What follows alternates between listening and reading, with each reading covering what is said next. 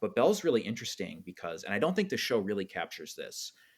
Tell us. Tell us Belle, what the show does not capture. We want to know. It's behavior, bitches. Hey guys, it's Liat. Welcome back to Behavior Bitches Podcast. We have an exciting topic today, one that I really am going to try to take as little time before we jump into the topic as possible because I have so much to ask. I want to jump right into today's topic, but before I do that, obviously I have to find the reinforcement for me to keep doing this. So here we go. We have a review in hot. This is coming from Erie Mac D, titled Love It, 5 stars. I almost spit out my coffee. I was laughing so hard. These episodes are a combination of funny and informational that you learn without even realizing. I have ADHD and need to find creative ways to make information stick. This is it. Well, I am so glad to hear that. I'm glad that my ADHD helps others learn. That's the whole idea behind Study Notes ABA, and hopefully the podcast too. And today I could tell you that whether you have ADHD or not, medicated or not, the topic is so interesting that you are going to be hyper-focused and probably go dig deep online to look this topic up after. That being said, let me jump right in and tell you about our guest today. Today we have Bill Petrich. He is located in Oregon. He is a survivor of non-Hodgkin's lymphoma, so a cancer survivor back in 2010. He works in biotech, but the thing that is the most unique and interesting about him is that he spends an insane amount of time researching people who have faked cancer diagnoses. And the timing is just perfect. If any of you guys have been, keeping up what's on trend with, on Netflix, Hulu, podcasts. I just finished watching Apple Cider Vinegar. And if in case you don't know about this is a show where we're going to actually talk a little bit about it. So I won't go too into it. But basically, someone is faking their cancer diagnosis and it gets out of hand and goes very far. And so, Bill, welcome to the show. thank you. It's great to be here. Thank you so much for responding so quickly. After I came into the office the other day after watching Apple Cider Vinegar, and like, everyone, you have to watch this show. It's wild. This is like Anna Delvey, anyone inventing Anna, but like on like a sick other level. And Julia, who works in the office with me, was like, oh my God, I follow this guy on my TikTok and he does all people who are faking cancer diagnoses. I was like, what? And congrats, you were on trend before it got trendy. How long have you been doing this? I've been doing this for about 14 years now. Okay, so by doing this, can you operationally define what doing this means? Like, what are you doing? How do you spend your time? Tell us. Yeah. So I got cancer in 2010, like you mentioned, and I was 21 years old. I was in college and I had a really good prognosis. So I wasn't that worried that I was going to die. And as a result, I had more emotional energy to observe. And something that really struck me that I didn't expect was how people treated me differently when they knew I had cancer. The social dynamics with my friends and my classmates and my teachers were very different. And I realized I sort of had this elevated social status where people were nicer to me. They were more willing to give me the benefit of the doubt. They were more eager to, shower me with sympathy, attention, love, you name it. And I thought that was fascinating because I still felt like the same guy. So, 6, 7 months, I do treatment. I get through cancer, thankfully, and I'm out on the other end. I graduated from college, and one night I just happened across a news story about someone faking cancer. And as someone who had just had cancer and just thought all about the social dynamics around it, that absolutely fascinated me because I didn't know that people did that. So I did some quick Googling, and it was like, oh, this isn't an isolated incident. Like 20 cases came up right away, and my jaw hit the floor. I was like, wow, this is a whole thing. This is a phenomena. And I know a lot of people are shocked when they hear that people fake cancer, but because I'd just seen a lot of the social benefits of being a cancer patient when you're young, I was like, oh, I think I kind of get it, like why people would want to do this. But there wasn't really any journalism on this subject. No one had written a book about this. Like, there had been news stories about individual cases, but no one was talking about the phenomena as a whole. And so I was really curious about that and basically just started a spreadsheet where I started putting in public cases one by one until there were hundreds and hundreds and hundreds of these. And that allowed me to see sort of like, what age are the people who are doing this? What are the genders? What is the racial breakdown? Is there a geographic breakdown? Like, is there a certain way that these cases go? And so for 14 years, I've been compiling these cases. And in the last 7 or 8 years, I've also made a lot more of an effort to find individuals who have faked cancer and actually talk to them and interview them, as well as interview leading clinical psychologists and victims of cancer fakers. So I'm trying to come at it from really every angle. So that's interesting that you were taking the data and putting it in terms of like age, um, sex. What are we looking at? Is there a pattern there? Yeah, there's some very clear patterns. The most common avatar of a cancer faker is a young white woman in her teens, 20s, or 30s. Um, it's probably about 70% women who fake cancer, at least in all of the public cases and anecdotal reports that I've seen. That aligns pretty well with the rates of factitious disorder and Munchausen by gender. Although I think it's important to note that not all cancer fakers have factitious disorder or are Munchausen cases. Some of them are just malingering, faking sick, outside of the medical system. But Y- it's majority women, it's majority white people, it's majority young people, and it's really especially concentrated in like the United States, Australia, and the United Kingdom. Do you think that that's because there's more of a um, is there like more a stigma or like a taboo around cancer in like these locations? Because I mean, I know I was married to an Israeli man before, and I was always surprised. Like the actual word they use for cancer is like Satan. Like they don't even like want to actually like it's like almost like Satan. Like Hmm. they don't even want to say the word. Like it's like such like because I'm thinking like in countries like that, it's obviously like something so like like horrible as well. Like looked at as like, oh my god, this is just the saddest thing. Yeah, and that's true in a lot of cultures where people are just less open about cancer. In the United States, especially, there's a few factors.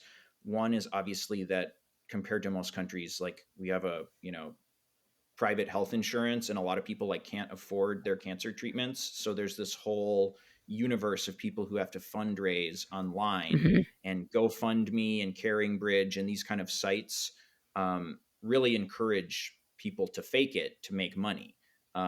But I would say that the majority of cases I follow really aren't about money. That's like a slice of the cancer faking cases. I'm especially interested in the ones that aren't about money, where they're really faking cancer for the social status and the love and affection that they can get from their network. Um, and I think in the United States, in particular, like cancer patients are more in media, are more iconic. We do the race for the cure. We have all kinds of commercials. Like cancer is more talked about, I think, and in general there's more like social and financial incentives to be a cancer patient in the United States.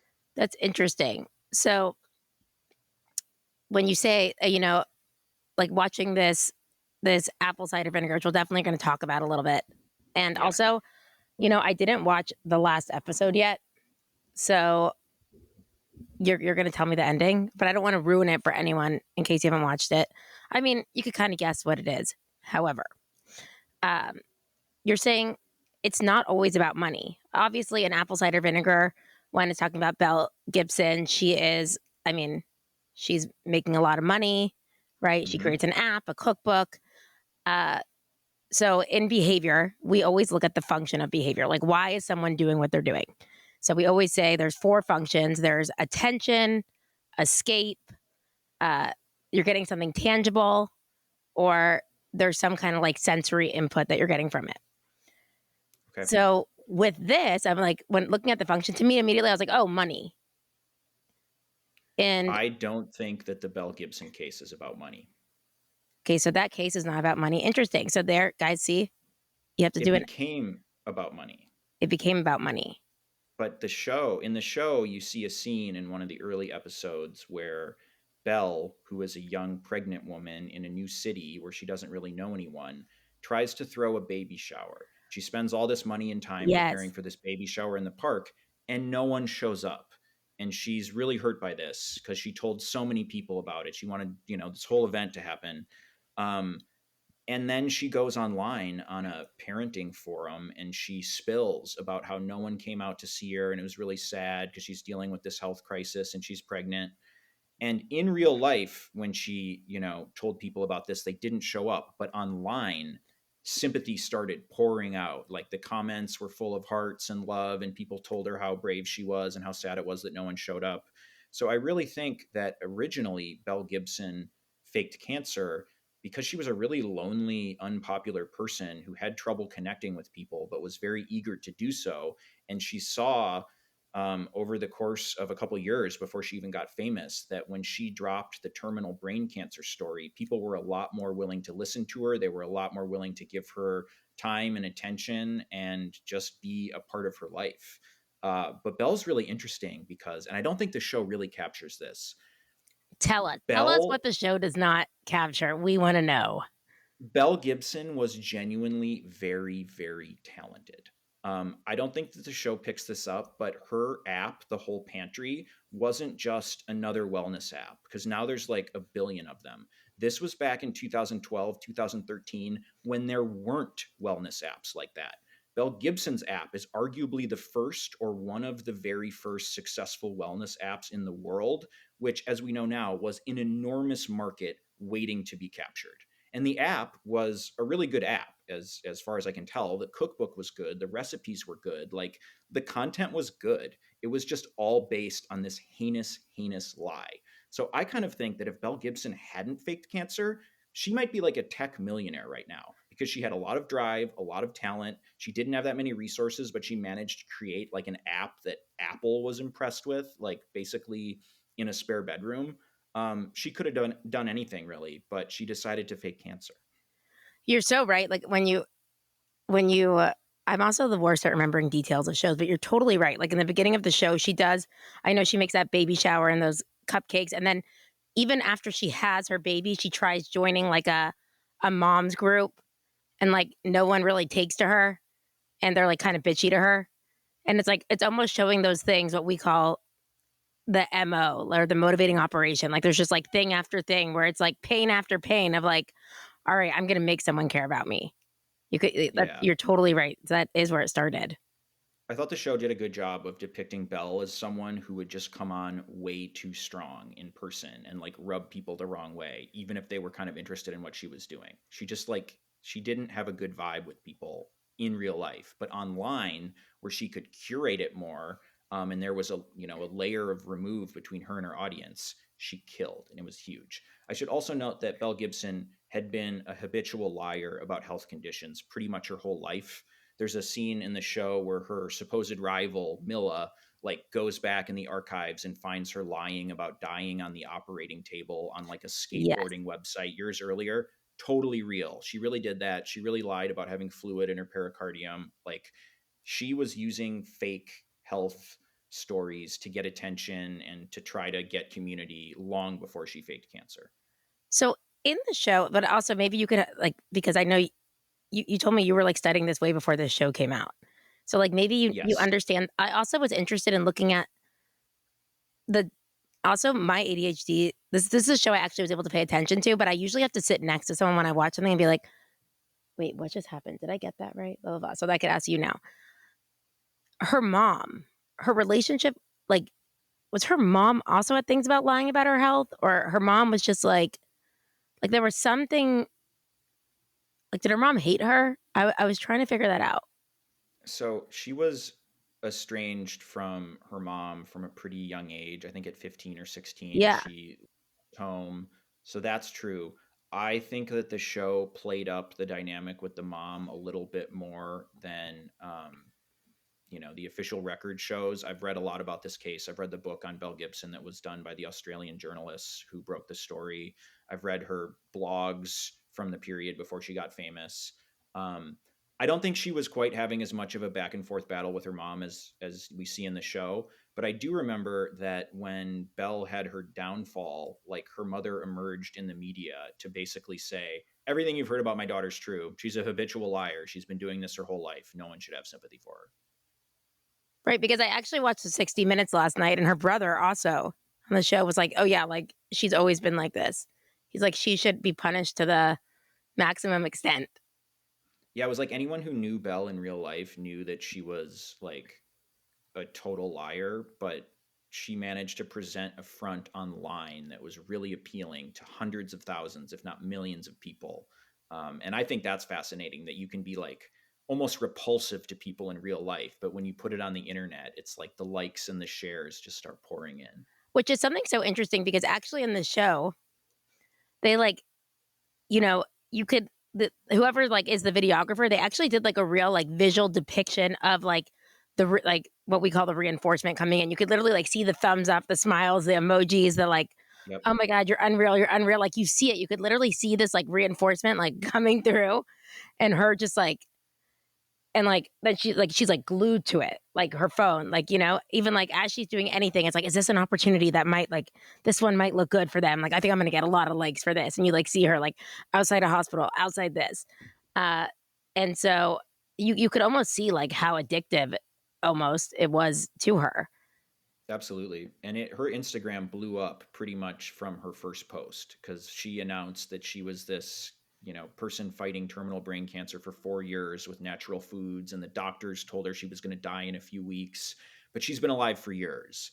And, in 2012, when Instagram was pretty new, like people weren't ready for that to be a fraud story yet. Like people weren't as aware I wasn't of ready for it those now. Like dynamics. I don't Yeah, know, exactly. A lot of like people aren't ready now. I'm like, huh? Like, and when I saw that you were like doing this with like multiple stories, I thought this is like the one off case that like it like because to me it seems nuts. I'm like, there's a lot of things like okay, you tell a white lie here or whatever. This is like I don't know if it's like I'm like that just seems like really bad karma to like say all these things about yourself. You know? I don't think there's any question that it's some of the worst karma imaginable. But this is not an isolated incident with Belle Gibson. My spreadsheet has, over 1,000 public cases. And when I started this TikTok a few weeks ago to bring some of this research to the public, I got an outpouring of DMs and comments where Like, this was people were only a few weeks reporting ago. You started this only a few weeks ago. just a few weeks ago before these shows came out, because I knew that people were going to really be talking about faking cancer. And, conveniently, I've been talking about it for 14 years. So I wanted to bring people more background and context about this phenomena because it goes way, way deeper than just like Belle Gibson, Elizabeth Finch, and Scamanda, the three that have had shows in the last year. I've followed thousands of these cases. I've had over 1,000 new cases presented to me on TikTok in just the last few weeks in my DMs and comments. So I've been saying for 14 years that this is a way more common thing than people think. This isn't just a couple people. This is like over 1,000 people. Now I'm like, oh my God, I was even undercounting this. I think at any given time, thousands and thousands of people are faking cancer, if not tens of thousands, and certainly tens of thousands have done this in the last 20 years, which isn't like a ton of people in the grand scheme of things, No, but I mean, it's but like there's no it's benefit. It's like it's such a self-destructive shoot yourself in the foot thing. So the fact that like tens of thousands of people are willing to do that for the short-term social or monetary gains is really incredible to me, and I think says something about our culture and our relationship with death and the internet. yeah. I mean, just like taking it. It's just it's honestly insane to me. And something else that I also like. I mean, see, people are still doing this, but you said like okay, like a lot of things also happen to do with timing. So like she was also in the right place, the right time. You said there wasn't a lot of wellness stuff out there. Um, but now let's say like now there's maybe after this will be more of an awareness. I would think so. Yeah, more people will be aware that cancer faking is a thing now. So like and like you said, the world wasn't ready for this. But she in particular also had an abnormal skill in like I mean that as a behavior analysts we call it like pairing or like building rapport with people or really like like she could manipulate people's behavior. It's amazing. Even when you look in the show, like the videographer guy she got, he was like doing it for free or whatever because of, I mean, and like her partner, Clive, Yep. I mean, he's literally her bitch Yes. I think that's the technical term. Yes. and not a behavior bitch. I'm talking like literally her bitch. And she like she was able to get into people's heads so much that it actually was like fascinating. She even basically lied to the developers that made her successful app and convinced them that she was dying and it was just like a project, and she like severely underpaid and overworked them too. I mean, she once she came into herself with this fake cancer story, she became incredibly persuasive. It's like she found herself and became more charismatic, and people weren't repulsed by her anymore. They were like taken by her. They thought she was so charming. And it's like, if this woman who's dying from brain cancer can look this good and can have this good of an attitude, what's my excuse? Because I'm fine. So she was really inspirational to people. I mean, I like because I mean, I understand like to people, I mean, to the outside, it's like, whoa, I can't believe that wasn't real. But I'm assuming to a lot of people who were like following this girl, like I know even having like my own like health issues with lupus, like when I first got it, right? You like go on a rabbit hole, you look up your disease, like what is it? What is it that I have? I'm like, I remember like my doctor had told me, like, you probably won't run again, whatever. So I am literally typing in lupus runners, lupus marathon, right? Like you're looking for your like and like I remember the same thing with my dad when he had like his third time, he also having non-Hodgkin's lymphoma. They were like, this is not a really good like after when you're done, like if the stem cell transplant from yourself doesn't work, the chances are really low. So I'm like searching for research that supports like someone who has a success story, right? So like you tie Right. yourself to that so that you have something to look at. So like they're looking at this girl for some people and they're like, you know, I have brain cancer. And if she could do it, it's kind of giving you that hope. I'm sure for a lot of people, this was more than just like, oh, she took some of my money on an app. Like this might have been like soul crushing to some people. There's no question, and some of those people have come out of the woodwork on TikTok in the last few weeks since the show came out, sharing pictures of themselves with Belle at a party in 2013, and everyone looking at her rapt attention. Um, she definitely manipulated people who had real cancer. She definitely pushed the idea that traditional treatments for those cancers were not going to work and were very harmful. And of course, there's some truth in that. Like, no one likes chemotherapy, but the real crime or wrong that Belle Gibson and Milla in the show commit isn't faking cancer or choosing the wrong treatment for themselves. It's broadcasting lies to thousands and thousands of other people who had real cancers who were looking for that inspiration. They were looking for a reason to be hopeful, and a very captive audience for the message that actually chemo isn't the answer. You could be fabulous and beat cancer by juicing and making the right foods and just living really authentically. If you're in a desperate position and you see that's working for someone, that sounds way better than going to the chemo ward every few weeks. Oh, 1,000%. I mean, I did not even say that part. You're completely right. If anyone has not watched it, that is a main part of it is that people are like literally giving up their treatments or like fighting with their loved ones about, like, I'm not doing this anymore. Why would I put myself into a chair where I'm just getting killed and like, one thing after another. And so these people are just going without treatment for so long that I mean, I can't imagine the amount of people who actually, either like passed away or by not taking the treatment that was available there. Right. Yeah, it's hard to know what those exact numbers are. There was also a lot of people who didn't have cancer who were fans of Belle Gibson, and interestingly, she didn't make her feed all about cancer. Like, that was her backstory, but her content was pretty straightforward wellness content that she could have done even if she didn't have cancer. It was like recipes, table settings. It was mostly about food.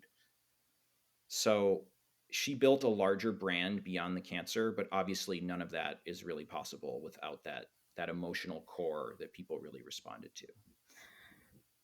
So obviously this like is what got me into this whole interesting topic. But then when you were telling me, okay, there's like all these other people, I want to know what is the most interesting story that you, for you personally, are like, this one blew my mind.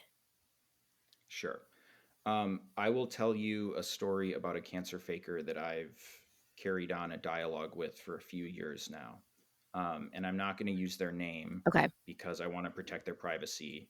I will be telling this story publicly at some point with their permission. But basically, I cold called a woman who had faked cancer like 20 years ago.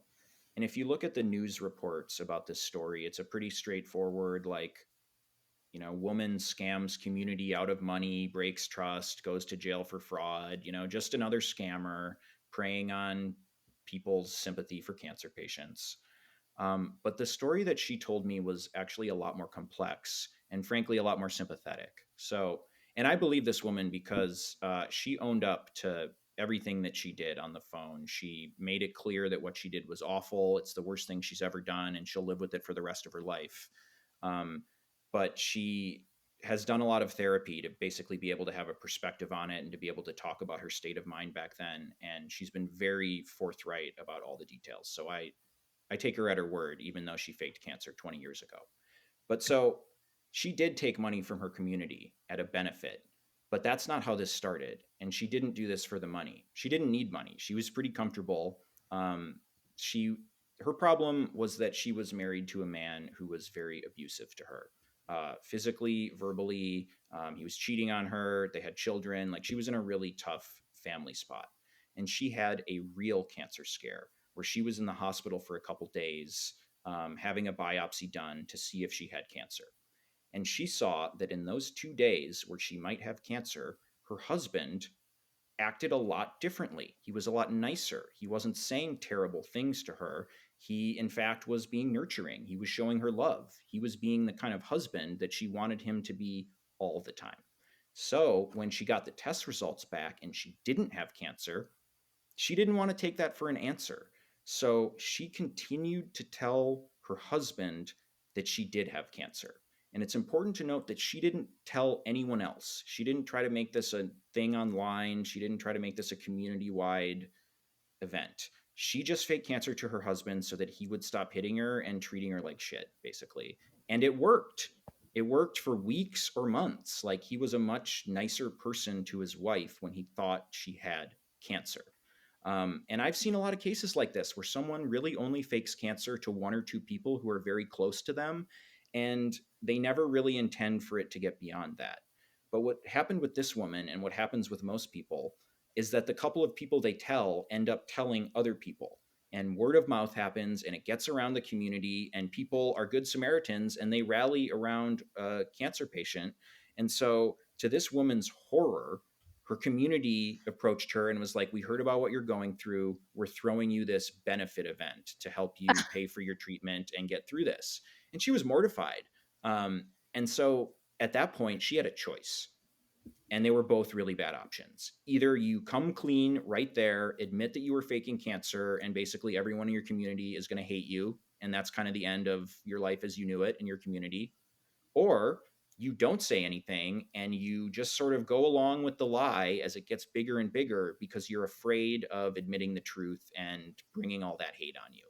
So she basically gnashed her Lean teeth in. and She had got to through. lean in. Yeah, she leaned into the lie. She went to the benefit.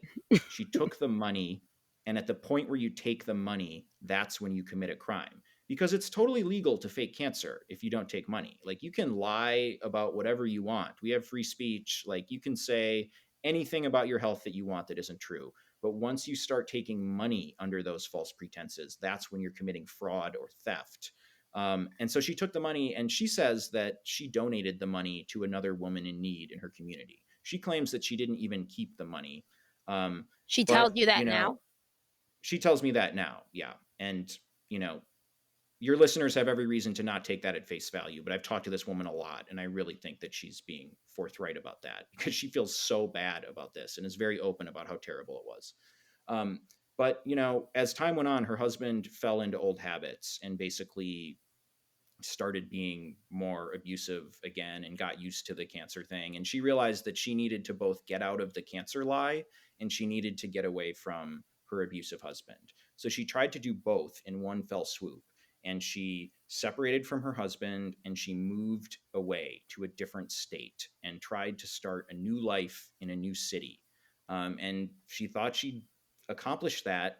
But then the FBI came knocking at her new door, and basically law enforcement had figured out that she'd taken this money under false pretenses, um, and she went to court, and basically the judge made an example out of her because faking cancer is such a horrible sounding thing, and she Wow. got 5 years in prison for this.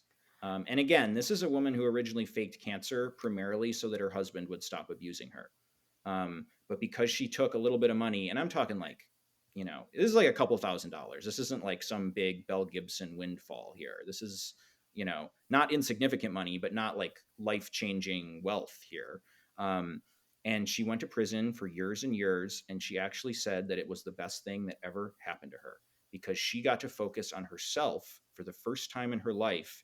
And she threw herself into therapy for years and years. And that's what it took to be able to really get a sense of herself, realize what she'd done, why it was wrong, and realize that she needed to change if she was going to have any life going forward.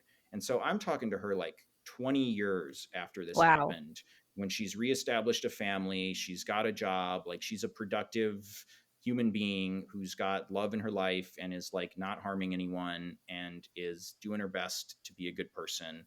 But she definitely doesn't forgive herself. She said she still thinks about it every day. She will always carry that scarlet letter of having faked cancer. Um, but this case was really riveting to me because it was so different from the public reports, which just assume, oh, she took money, this is a scam situation, end of story.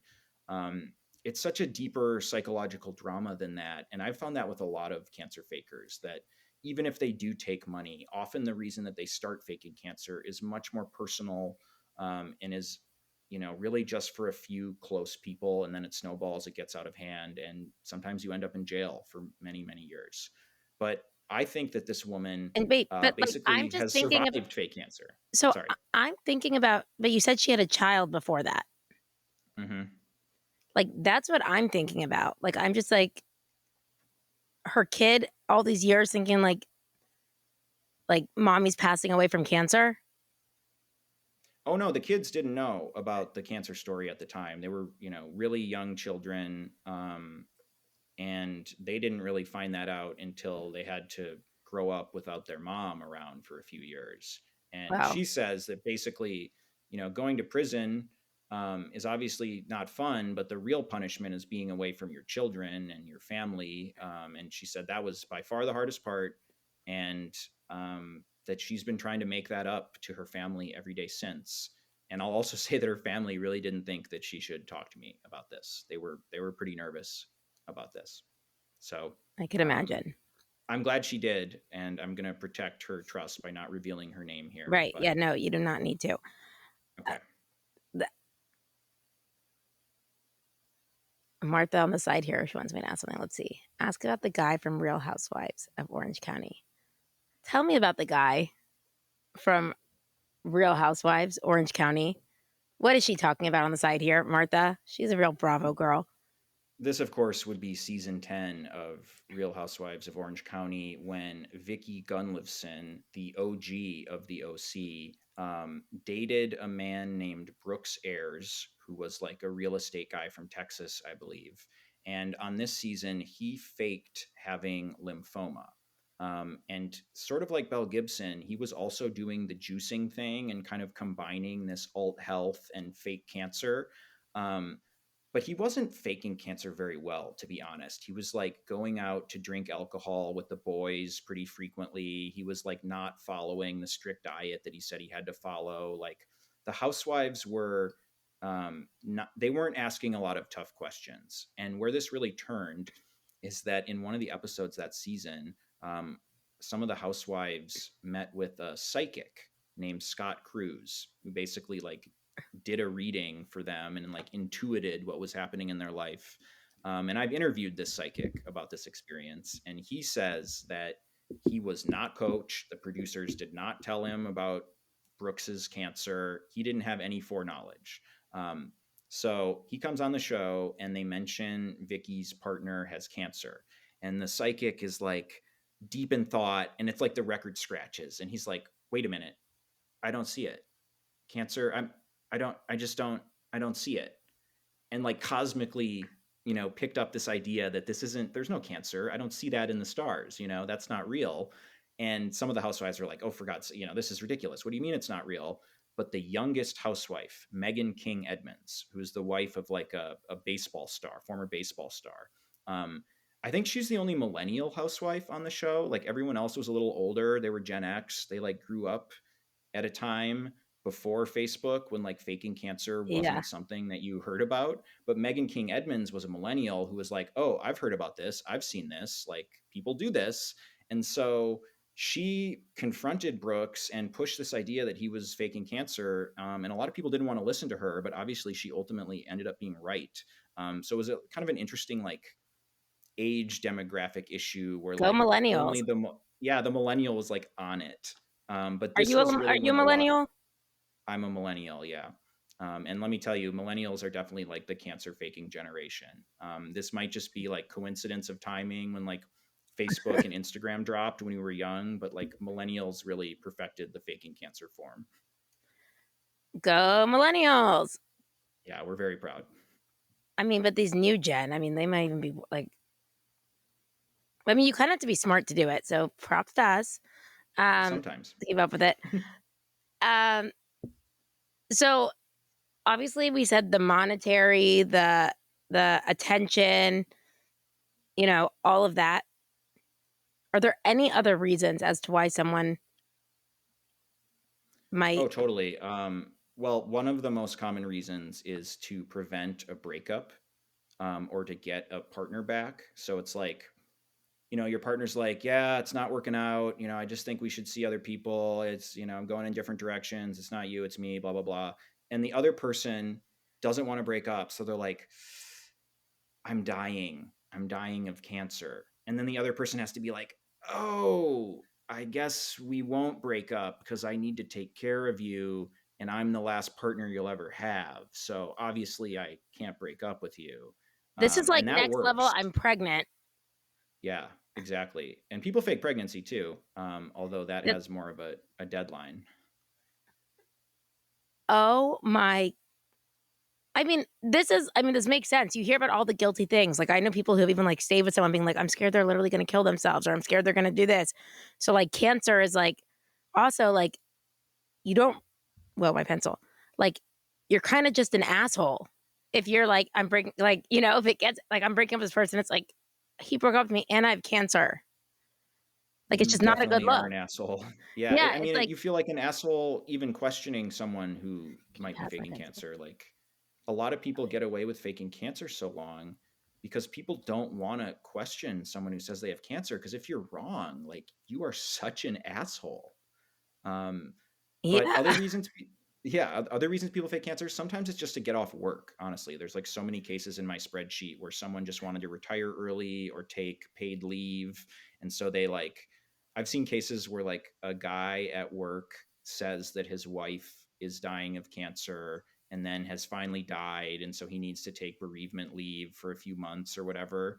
And like the workplace will send flowers to the house, and the still alive wife will get the flowers and be like, what the fuck, what have you been saying? And that's how it all blows up. I'm Okay. sorry, I So don't know if I can say fuck on here.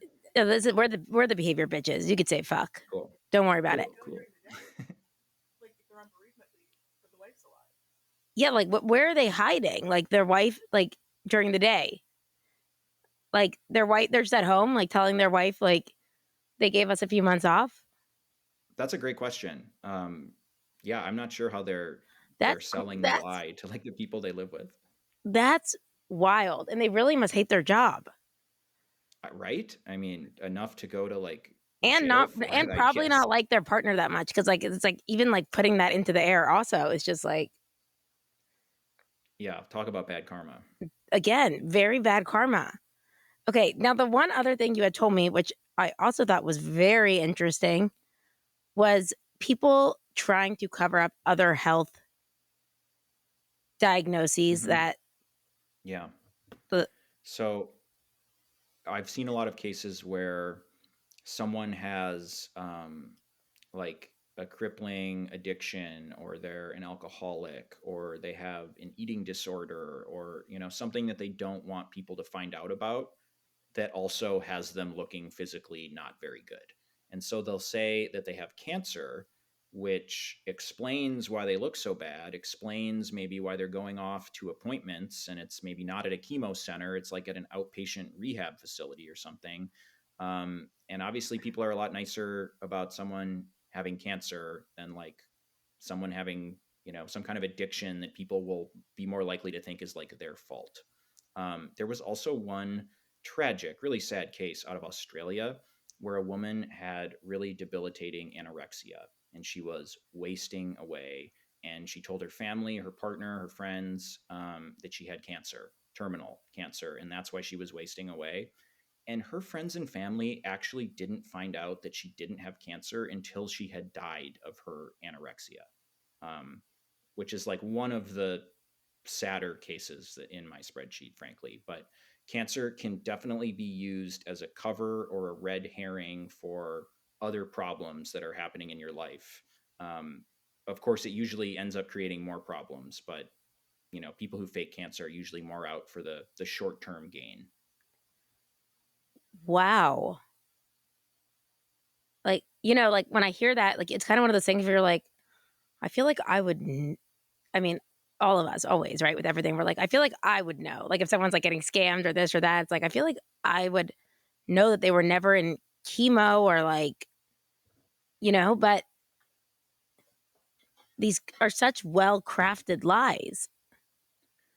A And, lot of cancer fakers will accept a ride to the medical center, and you'll drive them to the hospital, and they'll get out of the car and they'll thank you and they'll wave and they'll go into the waiting room, and they will sit in the waiting room for hours, not doing anything, just sitting there killing time until their ride comes back 4 or 5 hours later, and they go out and talk about how hard chemo was that day. But I've always been so curious of what is going through a cancer faker's mind as they're just sitting there in a waiting room for a medical center they don't belong at. Like, how are they feeling about where their life is? Like, it's so interesting to me what they're thinking. so interesting. Like, maybe because I've spent a lot of time in medical waiting rooms with all my health issues, I'm like, that's the last place I'd want to be. But, Right? and also, you almost have to have like not like a supportive partner who would drive you there, but not too supportive. They'd want to sit next to you while you're getting the chemo. So you have to have like the perfect amount of kind of supportive, because like they're just like, bye. Yeah. And there's a lot of cancer faking cases where it's like the faker had a long term partner who claims to have had no idea, like Clive in Apple Cider Vinegar. I see so many of these cases where someone fakes cancer for more than 5 years. And when they get caught, everyone's like, how did their partner not know? And the partner is like, I just took them at face value. They never wanted me to come to the appointments. And so in some of those cases, I think, they had an idea. In a few of those cases, they might have even been in on it. But there's a lot of these cases where there's just like a boyfriend or a partner or something who is like clueless the whole time and kind of got taken for a years long ride by their partner. How do people get out of these lies? Do like, and by the time they come up to you, like if people are talking to you, what's their incentive to talk to you? People are talking to me usually pretty well after the fact, after they've been caught, and usually after they've done a lot of therapy to be able to talk about what happened in a healthy way. So I think a lot of the cancer fakers I talk to, they've told me that they find it therapeutic to be able to speak with someone about faking cancer who can talk about the context and make it clear that this is a larger societal phenomena and not just like the one evil, unthinkable thing that only they did. Because most of these people don't realize that this is such a big thing. And there's some weight lifted off their chest with that, I think. And they also find it helpful to be able to really like confess what they were really thinking and feeling, to someone who's not judging them and someone who's like very interested in their perspective and their side of the story. I have text, I have back and forth texts with a number of cancer fakers, and I reached out to one the other day to let them know that like my TikTok was kind of blowing up and people were starting to talk about this, cancer faking thing. And she said something so sweet that I take it, very validating. She said, Uh-huh. I talked to you and told you all that because you were the only person I've ever met who was asking the right questions, who was trying to get inside my mind and think about what my motivations were and like what compelled me to do this. And so I think a lot of these people are just used to being seen as monsters by their peers, and people don't give them a chance to explain where they were coming from. And if you give them that chance, I find that they're usually super contrite. It's not like they're running PR and trying to tell me that they didn't do this or it was okay they did this or there are, excuses for why they did this. All of the ones who want to talk to me are mostly like, there's no excuse. Like what I did was terrible. Here's why I think it happened. I mean, I could, there's something I've always said, like something about me, like a lot of times, like I'll meet someone and people are like, whoa, people tell you their whole life really quickly because I think like a genuine part of it is that I'm genuinely interested. Like the more like Yeah. unique something does, like it's not to be like, but it's like, I don't know if it's like the behavior is part of me that I'm just like, whoa, like what? Like in my head, like what motivated that? But like if people do feel comfortable to like share that information with you, and some of them probably feel like they could get it off their chest. Yes, definitely. And something that I didn't expect is that a lot of these cancer fakers have told me that they trusted me more because I was a cancer survivor. And frankly, I would have expected the exact opposite. But it's so funny. Almost every cancer faker who I have real conversations with is like, I just want to say, so glad you're here. So glad you made it through. Really grateful that you're still with us. And like, I don't ever expect that. That kind of touches me because it's like, this is still a human being. This person did something terrible, but like, their instinct is still to be like, hey, glad you're okay. It, I mean, yeah, it's still a human being. It's just like it's as a cancer survivor yourself, like you've been Hmm. through the draining appointments, the back and forth, the Yep. chemo. Yeah. What do you think it is in you that is not holding this resentment? Like you assholes, like I literally had to go through this and you're here faking it. And you're coming from more of a place of like curiosity. Yeah, it's a great question, and a lot of people ask me that. I don't really know why, but I don't take it personally. I know that when these people did this, they weren't lying to me, and I think in most of these cases, these people were, deeply troubled and weren't trying to like in some sense attack everyone who had real cancer, although it often feels like that to survivors. And I totally get why so many survivors are just absolutely disgusted by cancer fakers. Right. Part of why I'm not is that my cancer experience, as far as they go, was a pretty good one. Um, a lot of people have watched loved ones wither away and die, and it's so painful. Yeah. That was not my experience. I was 21 years old. I was in college. I had a party. I still played dodgeball while I had cancer. I went to chemo and then I went to class like on the same day. Um, I think probably there were some people in my life who were like, I wonder if that guy's faking cancer because I don't really think this is what cancer usually looks like. Um, and yeah, I guess I was just so fascinated by those social dynamics. And I was so fascinated by the fact that I had cancer, but I was still in school and I still mostly felt like myself and I could still like But live like, my did you lose life. your hair? Because I feel like that's a Yes. Yes, I did lose my hair. Um, but other than that, like outwardly, I looked pretty normal. I don't think I'm really answering your question here, no, you though. are. I mean, I it's almost like you're saying like what I'm hearing is you're like, I got a taste of it. I got a taste of seeing people like be kinder to me, do this and that. But like, I didn't like you didn't, and thankfully have to like go through like the worst like I mean, the worst, like, like again, like when someone's like watches someone wither away who they love or this or that, or like had the most like that was the most like brutal experience or whatever it was. Like you almost got like a taste of, I mean, I'm sure there were parts where you were uncomfortable, but it seems like you got a taste of like, oh wow, they're like so nice to me, they're this or that, but I'm still able to live my life. Like it wasn't like that was all Yeah. taken away from you.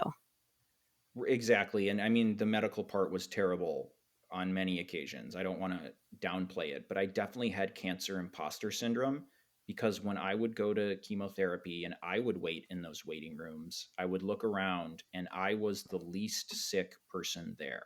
And the scenes in those waiting rooms, I mean, you're talking about a grandparent who's holding their partner of 50 years' hand and their grandchildren are there and people are crying and it's like this family tragedy. And then I'm sitting there, 21-year-old, like, kind of doing my homework before chemo. It just felt like a very, very different thing. And so I guess I was so grateful to have a good prognosis and to be able to get through it relatively quickly. I just don't carry a lot of like Right. pride in it, or I don't feel personally offended, but again, totally understand the cancer survivors who do. And beyond that, like I really want to talk to cancer fakers because I study this subject and you can't really get to the heart of it unless you talk to the people who did this. Right. And you're just never going to be able to talk to the people who did this if you lead with like a more adversarial approach. Like I'm an empathetic person in general. I'm really more curious about human beings than anything else. And so I think coming from a place of curiosity, coming from a place of empathy and making it clear to these people that like I'm not here to judge you. I just want to hear your side of the story because I'm really interested in this topic is just never what they expect to hear. And for some cancer fakers, the opportunity to share their story more on their terms to someone who's really willing to listen and gets that it's not just a terrible thing that only they did is really, really appealing. And for some of them, they've said it's even very therapeutic. Wow. Unreal. This is like a whole other thing. And the one other thing I just was thinking, like from a behavioral perspective, is, you know, is there any pattern of like childhood or um like psychological issues that you see that are like common amongst a lot of these people in your spreadsheet?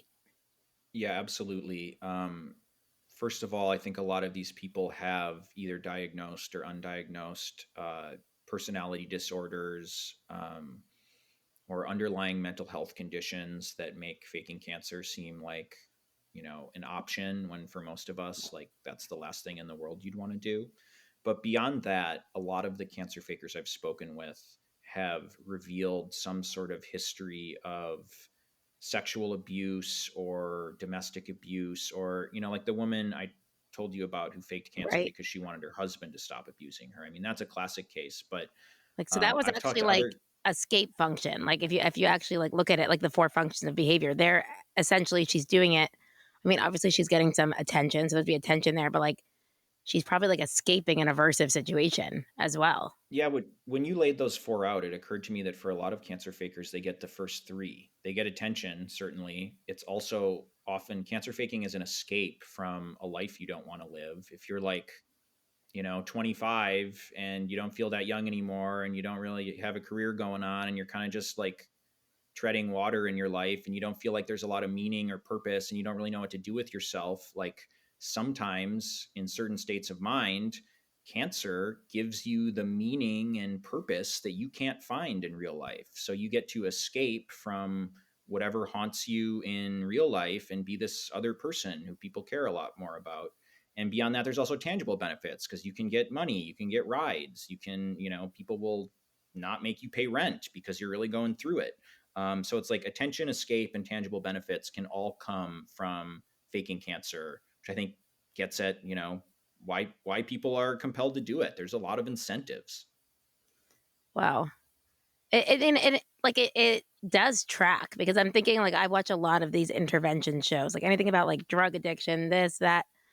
And it's almost like every time I watch intervention, it's like I feel like, I mean, not every time, but like a lot of the time, the same storyline. There's like sexual abuse, childhood sexual abuse, some major trauma or something. And there's like a lack of control in some sense in something. And then like this is something that like it seems like this also does seem like a form of an addiction to me as well. Like the same with like whether you're Yeah. getting like the dopamine hits of like people like liking your stuff or being there for you or whatever it is, or that attention. But it kind of tracks the same as like when a lot of these like different things I see with addiction. A lot of it starts off with like sexual, it's like the sexual abuse. And I kind of like with a lot of that see it going like one direction. Either like someone like ends up like using drugs or whatever it is, or like they might go like extremely like into religion or like an addictive personality in that sense. So this is almost like to me seeming like kind of tracking along the same thing in terms of like, oh, this is something I could actually control. Like now I'm in control. Yeah. I wasn't Hmm. before. I went through this, and so I'm kind of controlling the narrative. Yeah, absolutely. I think that's right. And I think that a lot of the people who decide to go through with this have a lot of trauma, maybe a history of abuse, and have, they're in most cases deeply troubled, often very lonely people, who, like Belle Gibson, maybe have been a pathological liar for a long time, or um, just in general really have a yearning for something more in their life that they can't find in reality. Wow. Well, thank you so much for coming on and talking about this. I feel, I mean, being able, all the questions that I wanted to ask while watching the show, like you were able to answer in such detail. Glad I could help. And I think it's amazing. So thank you so, so, so much. For anyone listening, if you're wondering where you could find Bill on TikTok, I'm going to tell you right now, and you better go open your TikTok app. His handle is faking.cancer.expert. He has so many interesting stories on there, like responses. I'm telling you, go now because I could see that you are. I mean, you said you started this a couple of weeks ago. You already have a ton of followers. So this is about to like, because actually in my class last night when I was teaching students, I was like, who watched Apple Cider Vinegar? They're all like, it's on my list for the weekend. So like people have not even had time to watch it yet. So I think you're about to blow up. So everyone go join this blow up. Amazing. Um, Also, there's a really interesting article which I'm linking in the show notes. It's written in the Independent. It's an article about Bill and his findings. It's just, all of it is just go read all of it. I'm telling you, it's one of those things that you'll start reading and then you're like, oh my god, now I've spent multiple hours doing this. So who knows? Maybe we'll all be helping Bill keep his spreadsheet now that he's going to be getting so many more people writing in now that you're on TikTok. Yeah, So be careful. 14 years will go by and you'll be a cancer faking expert too. That's how I started. I just went down the rabbit hole and I never got out. can you give us like 5 interesting cases or 3 even that people could go look up if they're very interested in this and want to go do some more research on the side? Well, I'm sharing a lot of individual cases on my TikTok, so I would start there. Um, but you want some names here? I would Well, definitely if you look up give a few Brooks names on there, Ayers. they could go further. Are the names, those names that are like the well-known ones on your TikTok? No, I'm going more deep cut for the most part on my TikTok, but we've just started, so I'm going to be putting out more and more stories. I call it the Faker Archive. I've got, hundreds of these in my spreadsheet, so I'll just put out a video that's a few minutes long, kind of giving the story, telling the tale. So I would look there first, but the most Yeah. famous ones are Belle Gibson. You've got Elizabeth Finch, who was the Grey's Anatomy writer and producer, who basically like weaponized her fake cancer to put Shondaland in absolute hell for years. You've got Amanda Riley, who the Hulu show Scamanda is about. She's gotten pretty famous because of the show. You've got Brooks Ayers from Real Housewives of Orange County. I don't know if a lot of people know this, but best-selling author of The Woman in the Window, AJ Finn, was a cancer faker for about a decade. He What? got outed by the Yeah, he got outed by the New Yorker in Okay, 2019. number He one, I didn't know basically was a guy. Yeah, AJ Finn's real name is Dan Mallory, and he faked cancer in the literary world for a long, long time to rise the ranks. And his fake was really incredible because he would basically take time off work to go to his fake appointments. And then he did this thing where he would pretend to be his own brother who would then call his work to basically give updates. But it was like kind of obvious it was really him. And this went on for years and years. And he even would like write details about his fake cancer into like real stories. And he was kind of like playing around with it on this meta level that is really bizarre. But Dan Mallory or AJ Finn is a really interesting case because he was exposed as a cancer faker in 2019 after he already had a really successful book. And so, unlike almost every other cancer faker who gets caught, he didn't really fall from grace. He still is a best-selling author. They made a Yeah, I movie had out of no his idea. book. Like, yeah, he's full speed ahead. He's full speed ahead, but Belle Gibson got canceled. Wild. Okay, well that is amazing. That's the one I'm gonna go check out now because I'm like, what? Because I still see Yeah, that book recommended all the time because it's like in the genre that I like. So it's always like yep. that's one, and I'm like, I read it. Next, next. Wow. He Well, might be the most successful cancer faker. It would be Belle Gibson, but the downfall was that so we hard know and of. fast. That we know of That we know of. That's exactly right. for now. For now, yeah. Well, thank you again. You guys, I told you where you could find Bill. That's all we have for you today. So, as always, love you, mean it.